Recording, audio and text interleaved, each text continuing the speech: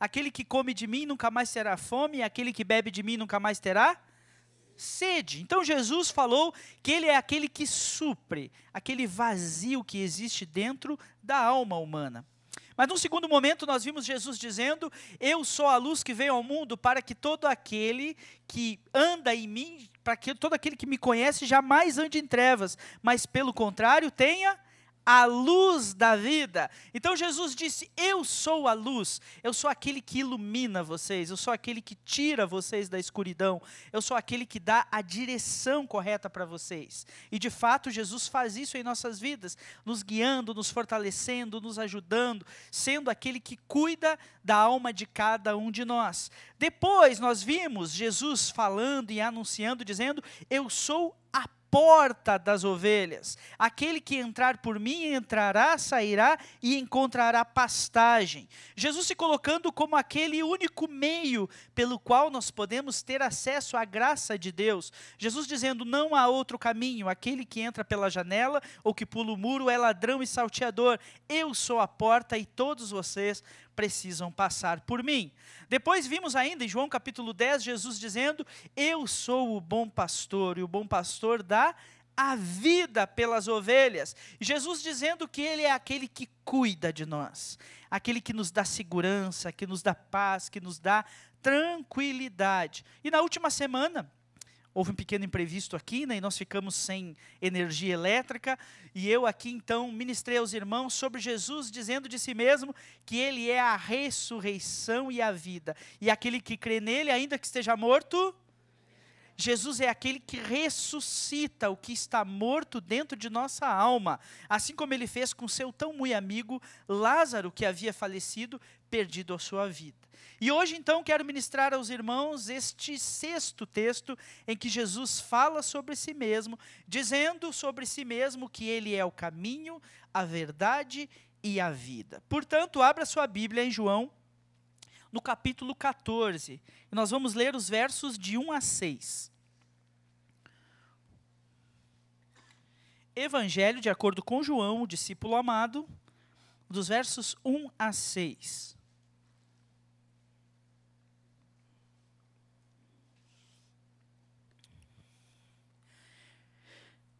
Faremos a leitura da seguinte maneira: os homens lerão o verso 1, as mulheres o verso 2 e todos o verso 3.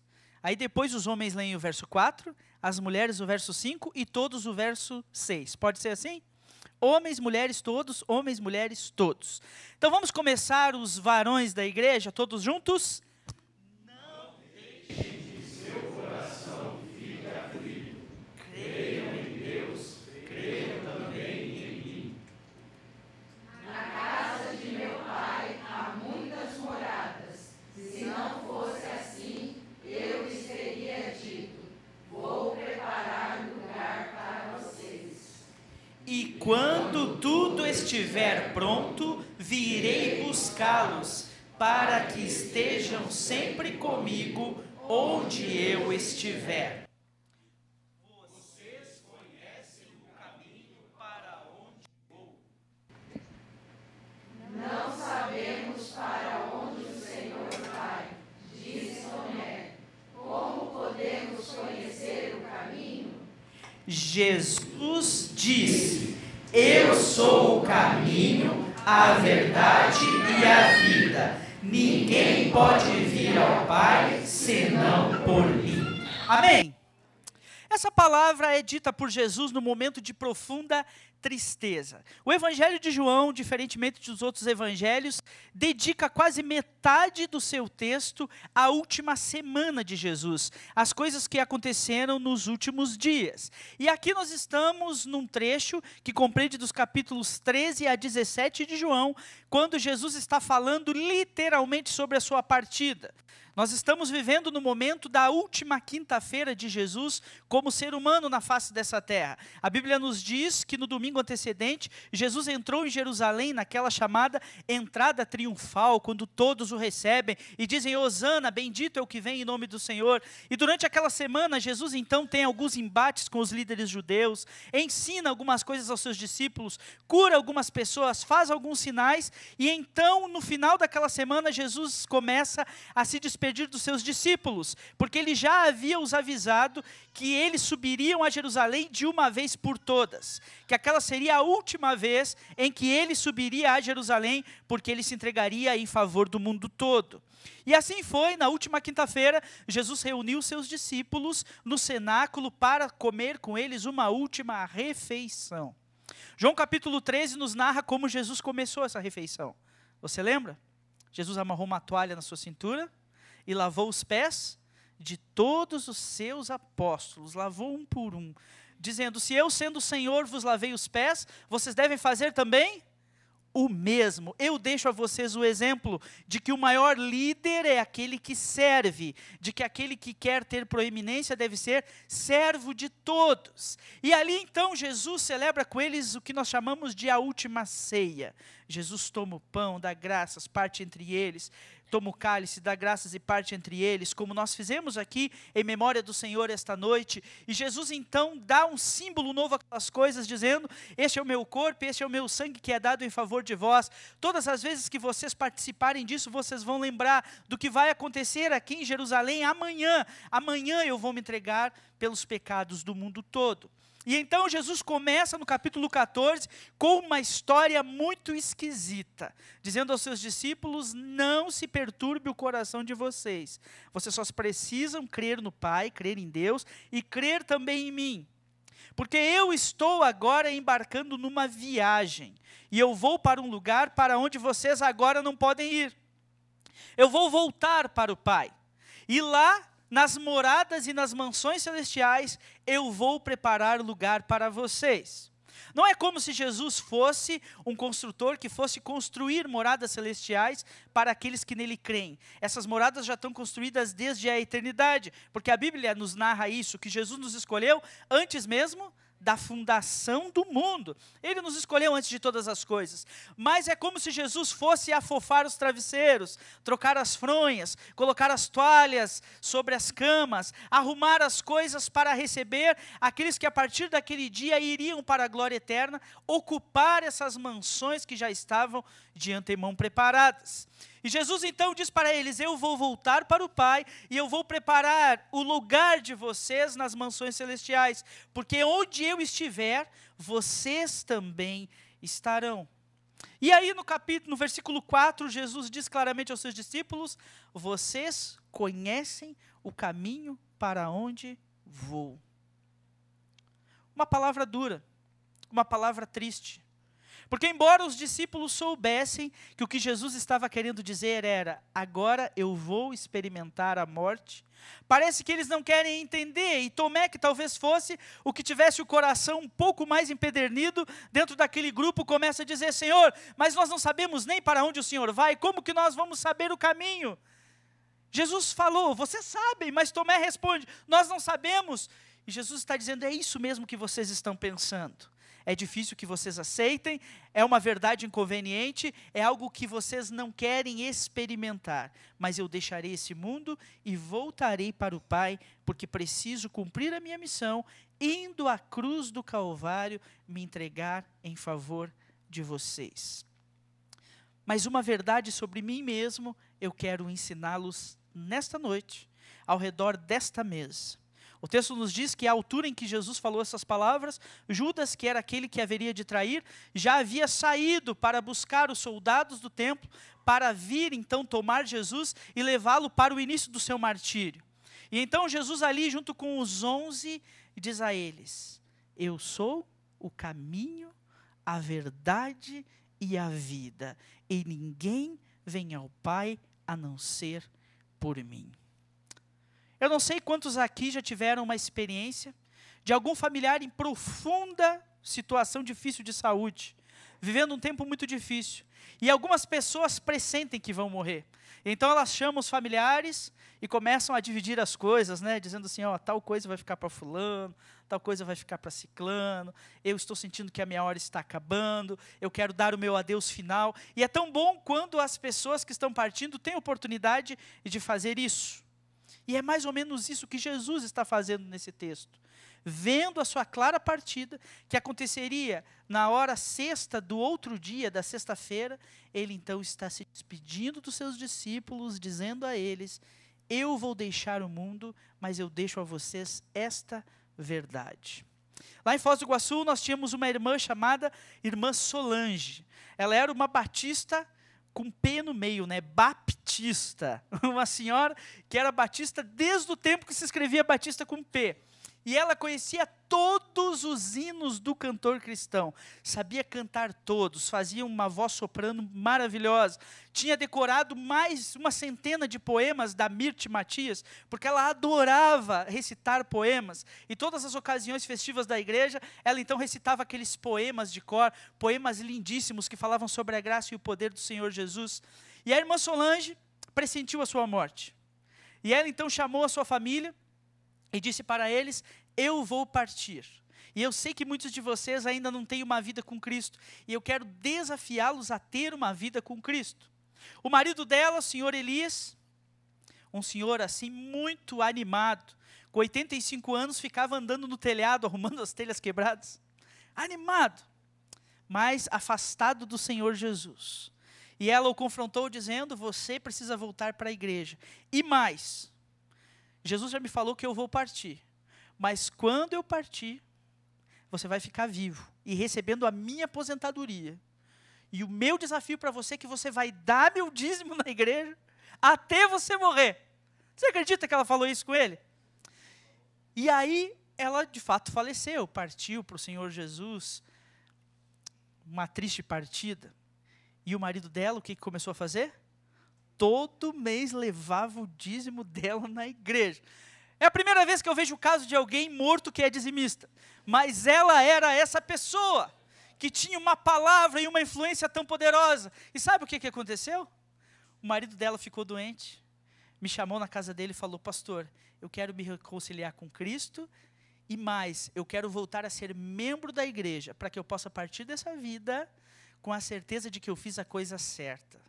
Então, nós oramos com ele, ele entregou a vida dele a Jesus, levamos o nome dele à assembleia da igreja, falamos: olha, o irmão Elias, marido da afinada irmã Solange, não pode mais estar aqui porque está gravemente doente, mas ele falou que quer ser recebido como membro dessa igreja, para que ele possa, no dia da partida dele, ter a paz de que ele se reconciliou com Deus e com a sua igreja. Quem aqui é favorável? Teve gente que levantou as duas mãos e o pé, né? Todo mundo é favorável que ele se tornasse membro da igreja. Ele se tornou membro da igreja. Uma semana depois, partiu para a glória com a certeza da salvação em Cristo. Jesus é esse ser. Jesus é essa pessoa que deu palavras muito importantes para os seus discípulos antes de partir. E os seus discípulos guardaram essas palavras no seu coração. Jesus é o caminho, a verdade e a vida. Jesus deu essas palavras aos seus discípulos para que o coração deles fosse acalmado, para que eles descansassem na presença do Senhor. E essa é também uma palavra que vem ao meu e ao seu coração, para que os nossos corações descansem na presença do Senhor. E aprendendo essas verdades que Jesus ensinou sobre si mesmo, nós possamos ter uma vida renovada diante do Senhor, um compromisso renovado com Jesus Cristo e com a sua palavra. Então a primeira coisa que Jesus declarou nesse texto é que Ele é o caminho. Então fale para quem está perto de você: esteja em Jesus.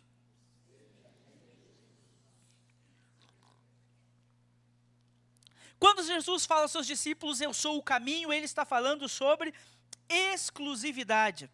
É apenas Jesus, nada a quem e nada além de Jesus. Jesus é exclusivo. Ele não aponta apenas o caminho, dizendo assim: olha, vocês vão por aquele caminho, mas ele diz: eu sou o próprio caminho. Eu sou o caminho, vocês precisam andar dentro de mim. Jesus se coloca como um veículo que diz assim: você quer a carona? Entre aqui em mim e nós vamos nos mover juntos. Eu sou o caminho no qual você deve estar. Eu não estou apenas mostrando para onde vocês vão, mas estou convidando vocês para fazer parte da minha existência, estar comigo, ficar onde eu estou, andar onde eu andei. O desafio é andar dentro dele e estar com ele. Ele é o ambiente existencial daquele que realmente entrega a sua vida a ele.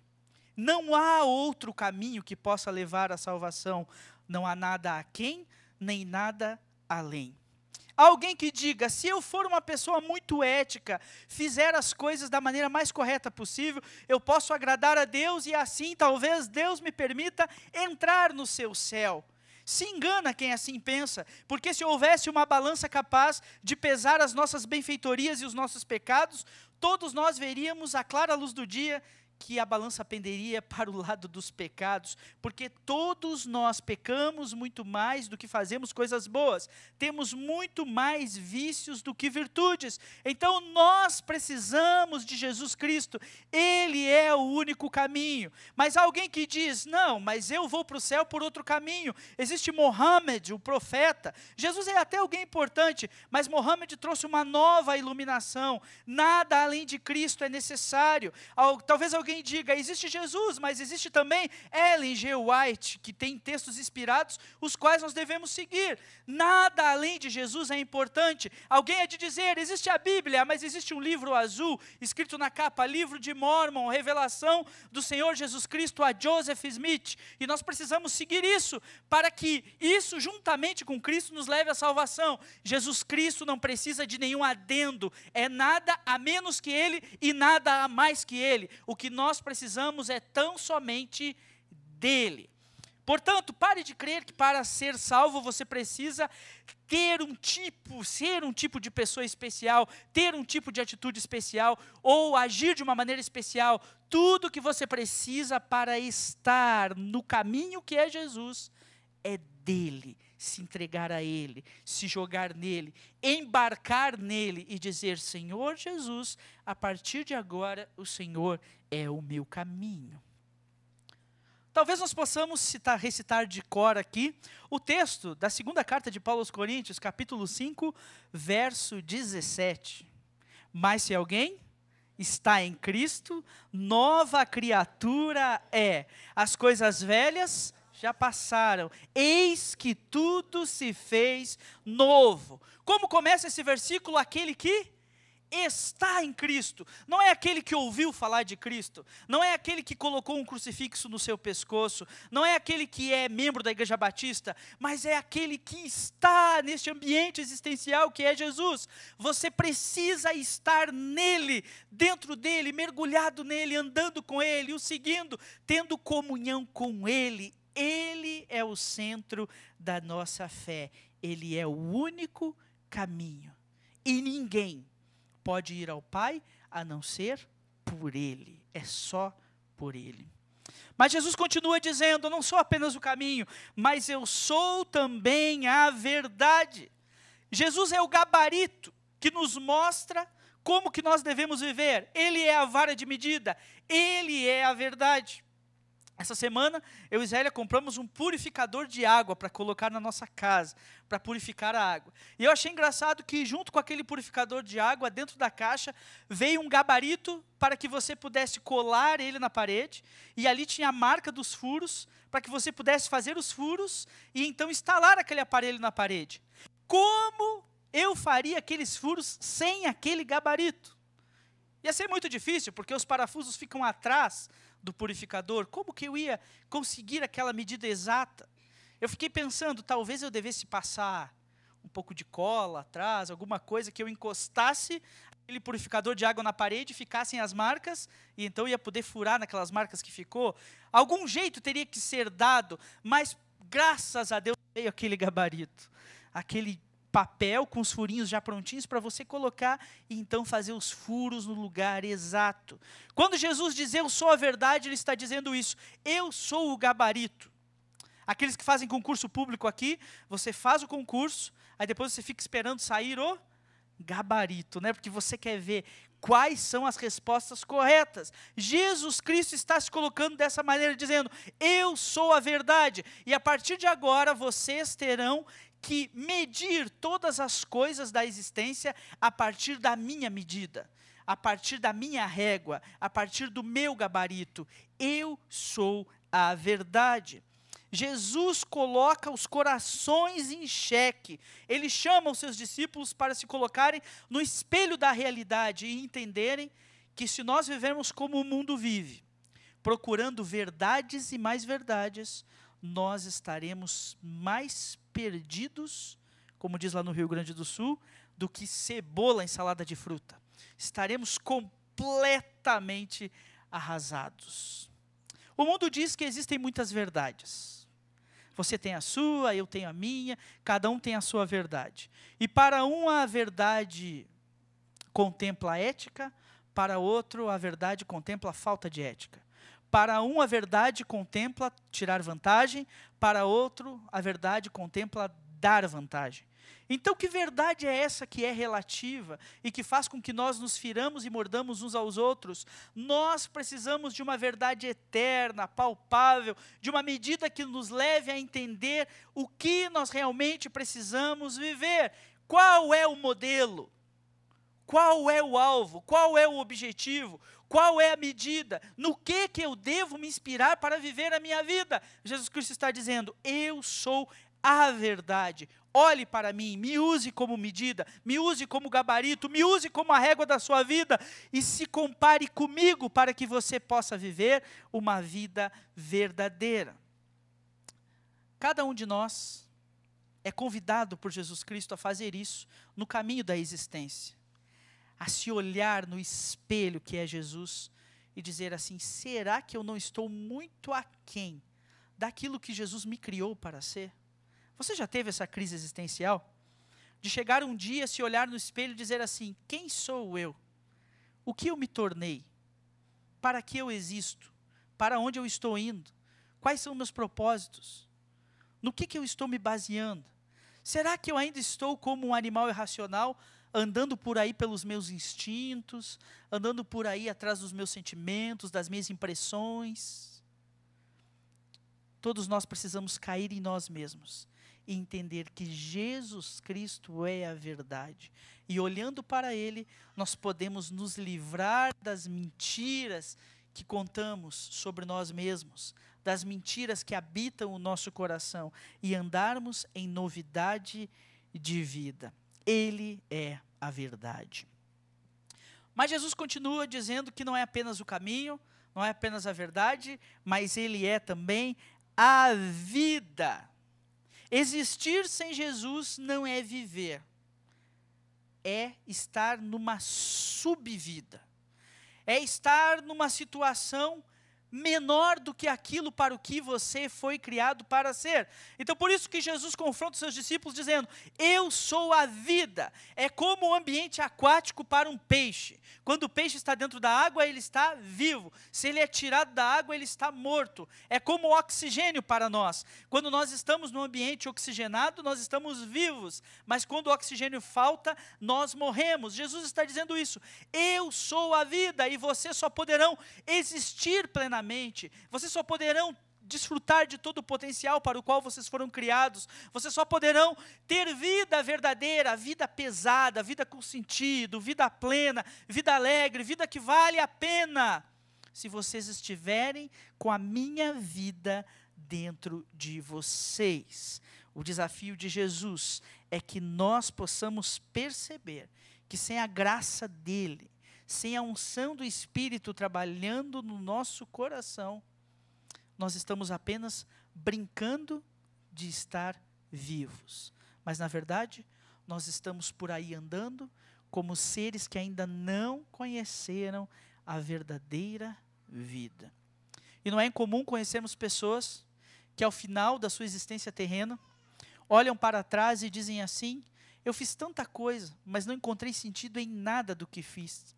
O Kohelet fala sobre isso, né? O pregador do livro de Eclesiastes, quando ele diz, vaidade das vaidades, tudo é vaidade. É como se ele dissesse, tudo é como as brumas que vêm sobre as ondas, a espuma que se desfaz. Tudo é como bolha de sabão que se rebenta no vento.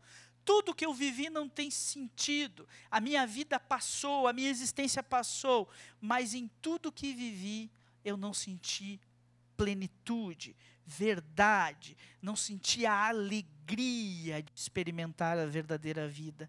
Jesus nos chama para viver uma vida verdadeira, cheia da presença dele. Eu não sei se você que está aqui ainda lembra de como era a sua vida sem Jesus. Eu lembro. Lembro das angústias que eu tinha na minha alma sobre o amanhã, sem saber o que ia acontecer comigo. Lembro-me de não ter motivação para levantar da cama cedo, porque tinha a impressão de que tudo o que eu podia fazer não levaria a lugar nenhum. Lembro-me da tristeza de ver as coisas dando errado ao meu lado e não ter a quem recorrer. Lembro-me da dor de sentir o pecado fustigando o meu coração, de ver as crises acontecendo ao meu redor, de ver os meus castelos de areia sendo derrubados pelas ondas da vida e estar como quem está desnudo diante da existência, sem saber o que fazer, em profundo desespero. Mas um dia a luz de Cristo brilhou sobre mim. E essa paz que excede todo entendimento encheu o meu coração. E eu pude entender que tudo aquilo que vivi longe de Cristo não era a verdadeira vida. Era um arremedo de vida. Era uma subvida. Era algo parecido com vida, mas não era a vida verdadeira. E até hoje eu glorifico a Deus, porque eu não me preocupo com o que vai acontecer amanhã, porque Deus já está lá e Ele promete que coisas melhores e maiores serão feitas, porque a vereda do justo é como a luz da aurora que brilha cada vez mais até que se torne o dia perfeito. Eu não tenho mais crises ao levantar da minha cama e pensar, Senhor, para que eu estou fazendo o que eu estou fazendo? Por que eu estou vivendo? Por que eu estou existindo? Porque eu sei que quer comais, quer bebais, quer façais qualquer outra coisa, fazei tudo para a glória de Deus. Eu não tenho mais crises ao ver os meus planos sendo desfeitos, porque eu conheço o provérbio que diz, ao homem cabe fazer planos, mas a resposta vem do Senhor, e eu sei que quando os meus planos são desfeitos, Deus fez isso para o meu bem, porque Ele disciplina aquele que ama. Como é bom você ter a vida de Jesus dentro de você, e saber que não há nada que possa arrebatá-lo da mão dEle, que você agora está vivo, que você tem plenitude, que você sente essa existência como algo que vale a pena ser vivido. Jesus é o caminho, Jesus é a verdade, Jesus é a vida. E ninguém vai ao Pai a não ser por Ele. E a minha pergunta para você esta noite vai no encontro daquilo que Jesus falou aos seus discípulos. Será que o seu coração está perturbado? Será que você está inseguro sobre sua fé em Deus e também em Cristo? Será que você está inseguro sobre o caminho? Será que você está angustiado na sua existência? Jesus Cristo lhe diz esta noite que Ele é caminho para você. Embarque em Cristo. Permita que Ele seja essa condução que lhe guia pela existência. Permita que Ele lhe leve, como a correnteza leva um barco. Permita que Ele leve você, que Ele caminhe com você. Permita que Ele seja verdade para você, que vai desfazer toda a mentira, toda a ilusão que a vida, o convívio com pessoas difíceis deixou na sua mente. Todas as mentiras que o inimigo de nossas almas conta para você, tudo aquilo que lhe afeta. E permita que Ele gere vida dentro de você, para que não aconteça de você viver a sua existência nessa terra e chegar ao fim dos seus dias dizendo, vaidade das vaidades, tudo é vaidade. Mas de forma que você chegue ao fim da sua vida dizendo como Paulo disse, combati o bom combate, acabei a carreira e guardei a fé. Já está preparado para mim o meu tesouro. Eu estou em paz com a vida que vivi, porque vivi para a honra e glória de Cristo. Eu quero orar com você. Feche seus olhos, baixe sua cabeça e juntos nós vamos orar ao Senhor.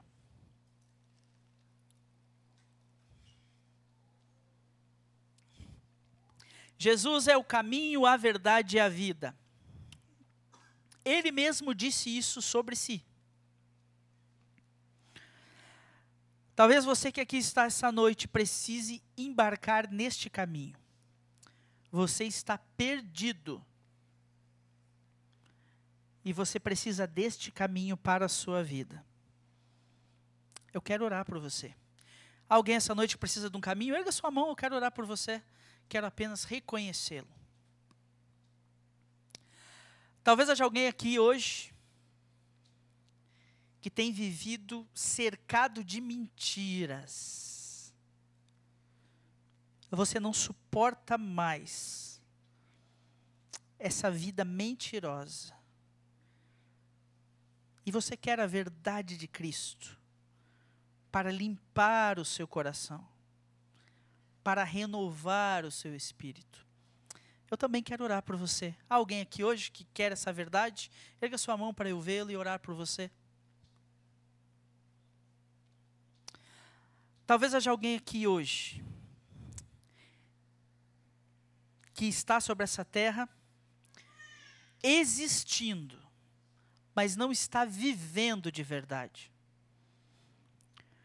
Você está inseguro sobre o seu futuro, a sua alma vive inquieta, você não consegue descansar na existência. Você precisa da vida que Jesus oferece.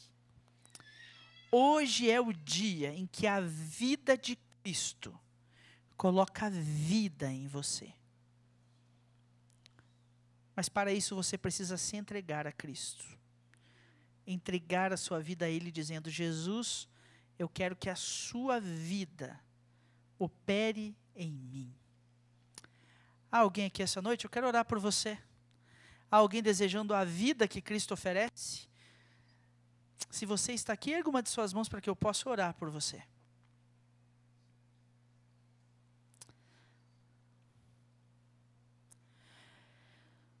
Senhor Jesus, o Senhor conhece os nossos corações.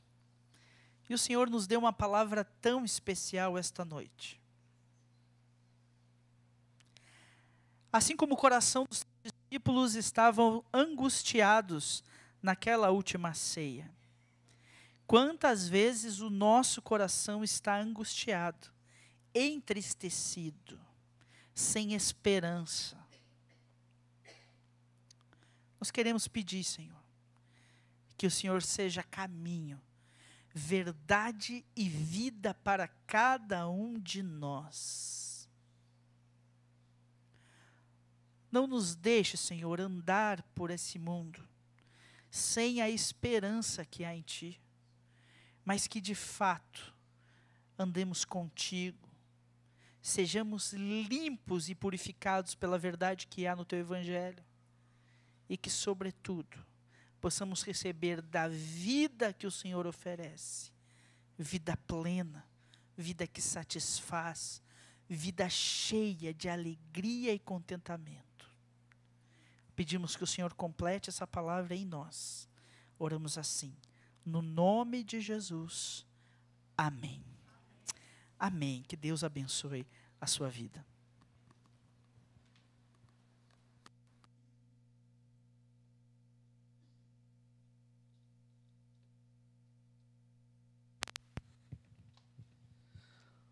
Vamos nos colocar em pé, igreja.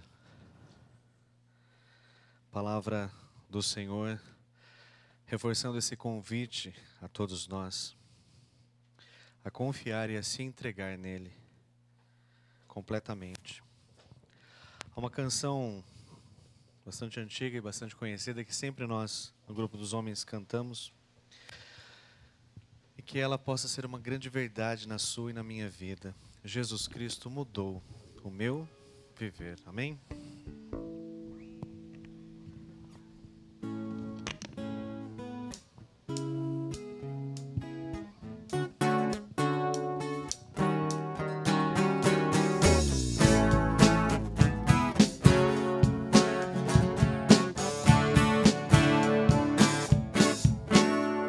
Jesus Cristo mudou meu viver.